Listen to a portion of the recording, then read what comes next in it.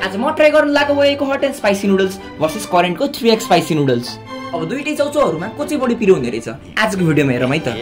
साच्चै भन्नुपर्दा म चाहिँ बच्चैदेखि पिरो खानाहरुको चाहिँ लास्टै ठुलो फ्यान हो। अनि झन् त्यही माथि अघि पसल गएको बेला इन दुईटा नुडल देखेपछि त ट्राई नगर्ने कुरै भएन। एकातिर चाहिँ मैले वेको हट एन्ड स्पाइसी बनाउनलाई राखे र अर्कोतिर चाहिँ राखे मैले करेन्टको 3x स्पाइसी नुडल्सलाई। एकैछिन पछि चाहिँ दुईटै पाकेर रेडी भइसकेको थिए र त्यसपछि दुईटैको पानी निकालेर एउटा प्लेटमा खनाए। वेको प्याकेटमा दिएको सबै पिरो मसलाहरू र सस मैले त्यसमा राम्रोसँग मिक्स गरे र त्यसपछि करेन्टको प्याकेटमा दिएको मसलाहरू पनि त्यसमा मज्जाले मिक्स गरे। अनि अब चाहिँ दुईटैलाई टेस्ट गर्ने पालो आइसकेको थियो। सो फर्स्टमा चाहिँ मैले वेको हट एन्ड स्पाइसीलाई ट्राई गरे। फर्स्ट बाइट लिँदा त्यति खासै पिरो थिएन र सेकेन्ड बाइटमा पनि मलाई त्यति पिरो चाहिँ लागेन।